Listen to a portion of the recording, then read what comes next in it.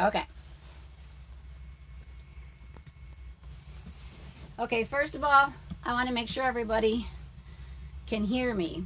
So, can somebody just make a comment that you can hear us? Okay, no, that's not working. Bob Harder. Hey, Bob, can you tell me if you can hear us okay? Or anybody that's live right now, can you see us okay and hear us okay? This is my first time doing this kind of video live on my phone like this. I see a lot of you are watching, but nobody's actually saying, can you hear me okay? Can someone say you can hear me? Oh, you can hear. Okay, thank you, John. Okay, well, first of all, I want to thank every veteran out there that has served our country or is serving our country. You know, I'm a mother of 2 veterans, and I'm so honored to do what I do. And you know that today's a very special day for me. I am in St. Mary's, Georgia, and I am with my very dear friend and veteran. And do you want to introduce yourself, mister? Yes. My name is Carl Lovell. I reside in historic St. Mary's, Georgia. How long have you been here? Well, 88 years. So anyway. 88 years. Okay. Okay. To continue on, we have a historic city here in St. Mary's, which hopefully Michelle and I are going to continue some of this if it's of any interest to you. Well, getting back to myself, and she wants me to tell you what I did in the... Well, first of all, what's your name? Oh, well, I thought I said my name was Carl Lovell. I can't hear you on this side. Okay. Sorry. That's Lovell. Mr. Lovell. Well, I told you to keep me from getting carried away. I'm supposed to slap his leg. But in any case... Let me ask the question. Okay. Okay. So, first of all, what branch did you serve? I served in the Navy, in the United States Navy. Okay. And how many years did you serve? I only served 4 years. He says only, but 4 years of his entire life he sacrificed. Okay. So, see, I have to get that. Yeah, okay. It wasn't a terrible sacrifice for me. I want to tell you, I want to be up straight with you, and I want to be up front and let you know that, well, I'll start out by saying this. When the Korean War was going on, and so they decided they were going to draft me here in Camden County, Georgia. Mm-hmm. And so my father was a Marine in World War II. World War I, that is. Okay, so I was going to continue the tradition and go join the Marines. And I went down to Jacksonville, Florida, joined the Marines. Well, I went into that Marine recruiter's office, and he says, well, what you got wrong with you? And I said, I got a boil on my knee.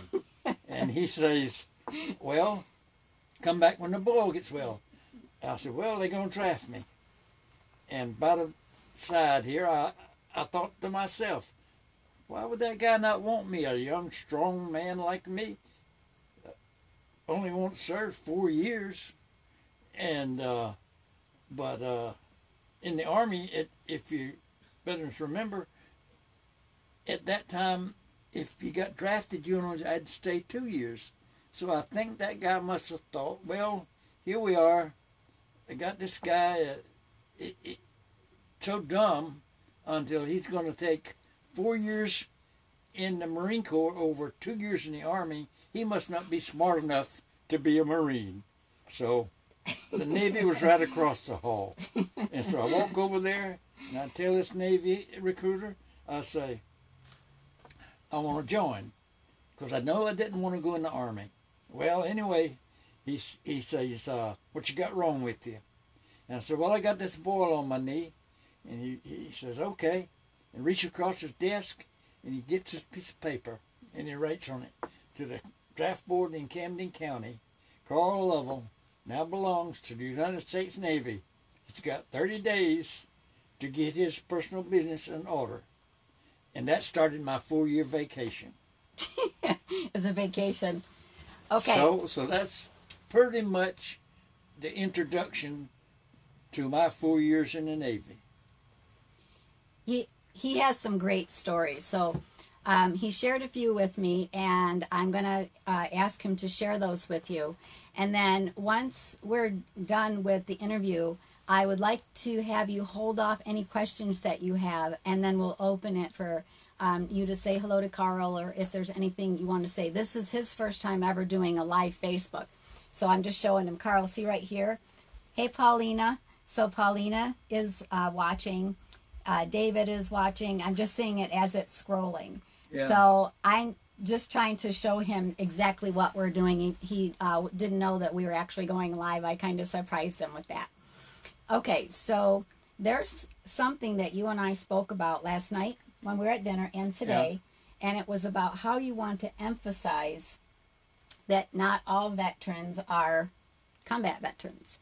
And so what I'm doing in all these interviews is I'm just trying to let you hear from veterans themselves, young and old, about their thoughts and feelings about certain things. So why don't you share with them what you told me about what you feel a veteran is? A veteran is somebody that served their country not knowing what they're going to do with them once they go in.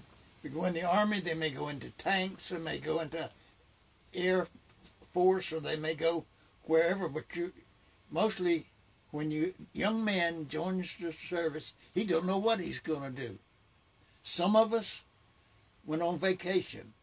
Some of us went on vacation at the battlefield, which was, I want to emphasize here that I have always regretted the way we treated the Vietnam veterans, because we treated them so poorly when they came back home, and I just want to emphasize that. But anyway, my wife had a cousin who went in the Army, for instance, and he wanted to be a paratrooper. So he went training paratrooper and ended up in going to Korea about the time I did, and they shot them out of the air before they ever even hit the ground. He was a paratrooper? So, he was a paratrooper.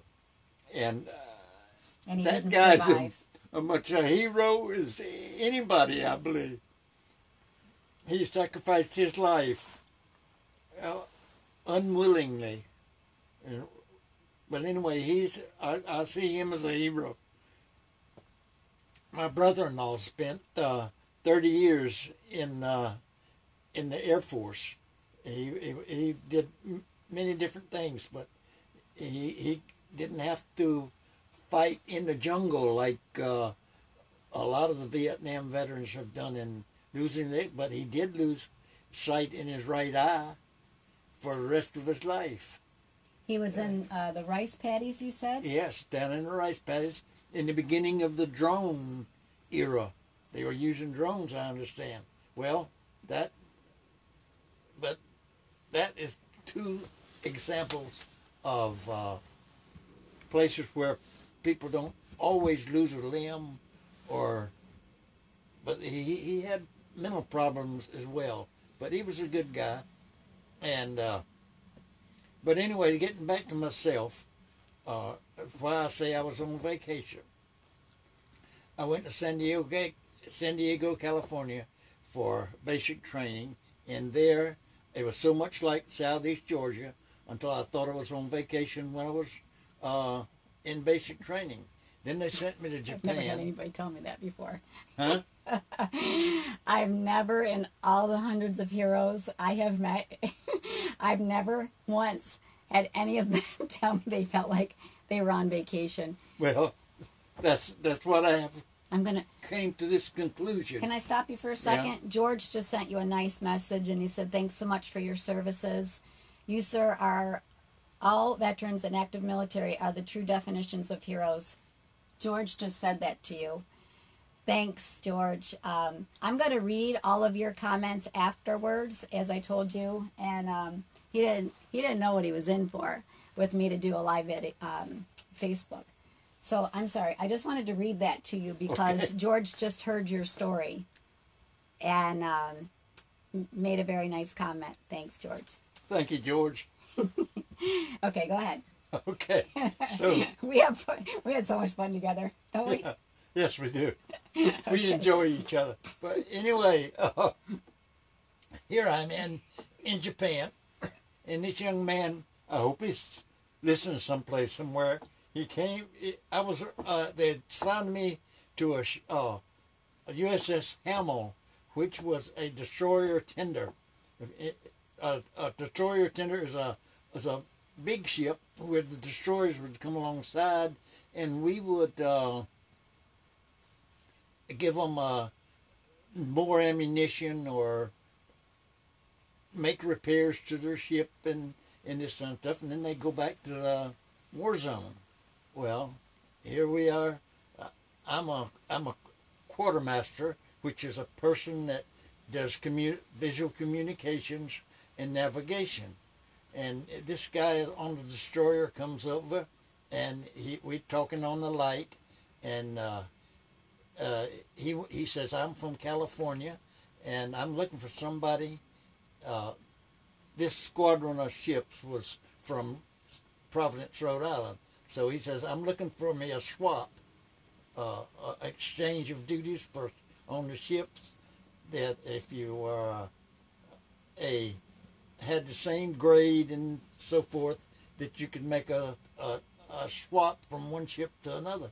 Well, we found ourselves compatible, and so I went on his destroyer, and he came aboard my destroyer tender, and that's where I said I was on vacation. They gave me a trip around the world, the Navy.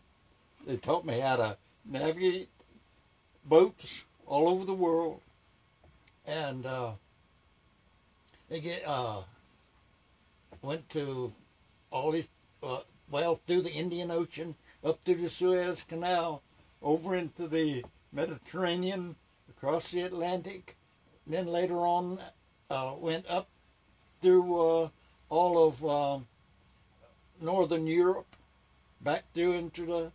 So I quite a vacation.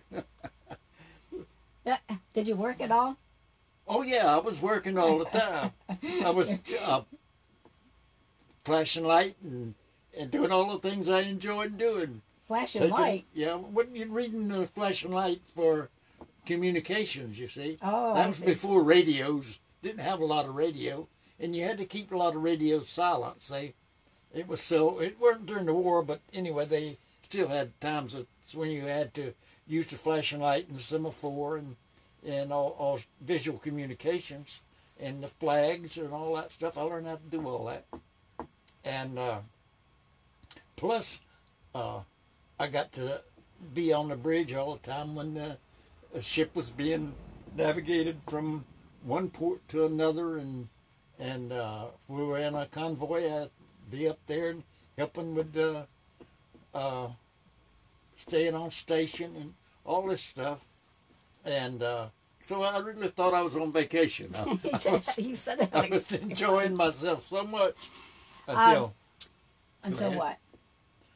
Well, right until I got out. Right until so. But I was.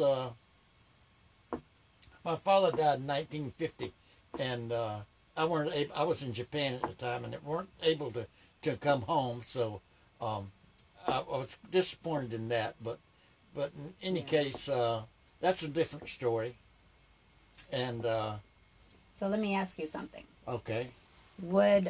So one thing that Carl has emphasized to me quite a bit is that if you served in the military, you are a veteran, but you don't necessarily have to have done combat. And what he's told me since I've met him, I've known you almost 2 years now. Yeah. And what he continues to tell me is that he gained quite an experience, and he feels kind of guilty almost that he didn't go off to war. Oh, here, I'm sorry, I can't see who's actually writing this, but I'm going to read this to him about your son being on the USS Midway. It's I can't read it all right now, but thank you so much. I can't even see who it is actually sent that. But anyway, what he's been telling me all along is he got a great experience. He learned a trade. He had a lot of fun doing it. But over the years, I've interviewed so many. Oh, Tony, awesome. I can't wait to share the story with him, Tony. Thank you. Tony's son, Bill, and she was just telling us a really cool story, but it went so fast, Tony, that I couldn't read it to him. But so what he's saying is that he learned a great skill. He feels a little guilty, I think, that he didn't serve in combat. But I'm just saying that I've interviewed and met hundreds and hundreds of young and old men and women who have served our country. And they've done all kinds of jobs. And, you know, I raise awareness for those that I know that suffer with post-traumatic stress disorder. And Carl doesn't have any of that. And he shares with me that he feels guilty because he wasn't in combat. And I've told you, you served our country proudly for 4 years, and you should never, ever feel guilty about that. And he's killing me. He's killing me. What Carl was talking about in St. Mary's is that he wants to take me to the cemetery because there are so many veterans here in St. Mary's Cemetery, but he said there's so many World War II veterans buried there. And thank you, Jerry. And he wants to give me a tour of the cemetery. So if you're interested, maybe sometime next week, I told him it's of quite interest to my followers on Facebook, anything like that we could do. And I think it would be pretty interesting just to see. So I'm going to actually go through the cemetery with him, and we'll do it live. Maybe I can get somebody to actually tape it for us so we can both be in the video. I don't want to keep everybody forever because he and I will talk for hours. Thank you for your services. Okay, thank you. Well, can I say one last thing? Yes, you can. And I'm not going to hit your leg. Go ahead. You're doing good. Okay. Go ahead. So here I am having on my vacation, and but you know the best thing that happened to me on my vacation in Providence, Rhode Island, I met me a young lady that consented to be my wife. And I'll tell you, she was something special because she put up with me. For how many years? 60 years she put up with me. 60 years. 60 years. And I'm still appreciating her today. The longer I'm without her, the more I appreciate her. Oh, honey. Well, I have to tell you, before I went on my tour around the country in May, Carl always brings me roses from his rose garden, and he checks on me all the time. He knows I suffer with these migraines, and he on Easter came with his golf cart and made me come out of the house. This was a month before I started that tour.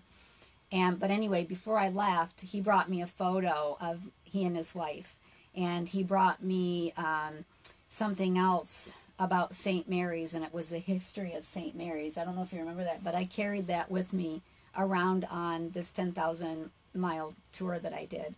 And he's one special guy. He's been a great friend to me, and he talks about his wife often. And so even that's a message that I want to send across today. I went to, as you know, I went to my church today. Yeah, we talked about everything I wrote on my list. Okay. So This is from, okay, so what I'd like to do is just give it a couple more minutes. If you would like to comment or ask Carl any questions, is that all right with you? Yeah, we'll try to answer them. We may not give you the answer you want, but it'll be an answer. George says, Carl is too modest. You absolutely did deserve, you served our nation and should indeed be proud of that service. God bless. Thank you. That was from George again. And Tony, I'm sorry, the message, your message popped up so quickly I couldn't read it. I'm going to read it to him. Tony Connors, a dear friend of mine, realtor there in Rochester, and she and I shared, there she is, love you too, honey. Oh, she says I'm amazing in doing this for our vets. Miss you too. You know, you all know I'm the mother of 2 veterans. Their photos are on big as life on the back of this Hero Mobile. I've traveled over 23,000 miles in the last year all around the country thanking heroes for their services. And my kids told me they got my back because their photos are on the back of there. But anyway, you've all seen the Hero Mobile. But it's my honor today to have this man in my RV. I've heard lots of his stories, and I tried interviewing him before I left in May. But something happened with the volume, so I was pretty disappointed by that. But this live video will be posted, you know, on my Facebook page. But also, if you want to go to my YouTube channel, it's RVHeroGypsy. RVHeroGypsy. You can see some of my other videos. But my goal and passion in life is to thank all of our heroes for their services to our country and our communities. Does anybody have any questions for Carl or any comments that you want to send his way? He's a really special guy. And so I'm not seeing any others. I want to thank each and every one of you veterans, men and women, young and old. Doesn't matter whether you served in combat or not. We want to thank you for your services. And I'm not quite on the road yet. I probably won't be heading out for a few more months, and I love it when you guys follow me and send me kudos. It keeps me going because, as you know, on behalf of the Grease Post, thanks guys. I can't see who's posting that or what you're saying, but as I said, I'm going to read all these to him. But just keep thanking heroes for what they do for our country and our communities. And it's the most rewarding thing. I consider it my ministry. So in order to drive this RV, live in this RV, empty the disgusting septic tanks, I still can't get used to that. He knows I talk about it all the time. Filling the tank, stopping at the gas station. I get 9 miles a gallon to this thing, and so living in Walmart parking lots and truck stops.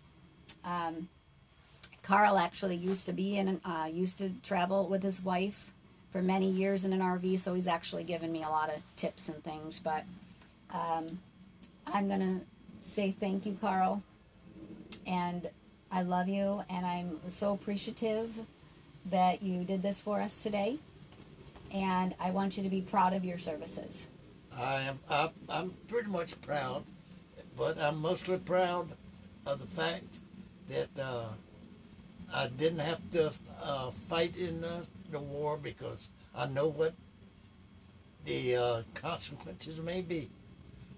The sacrifices. The sacrifices, and I avoided all that because the man upstairs was taking care of me all my life. He takes care of all of us. Amen. Amen. Woo-hoo! I go dancing? Yeah. Let's go dancing. Okay. Come on. Let's go. All right. Love you all. God bless. And thank you again for your services, and thanks for watching us today. Bye-bye. And thank you for putting up with us. Bye.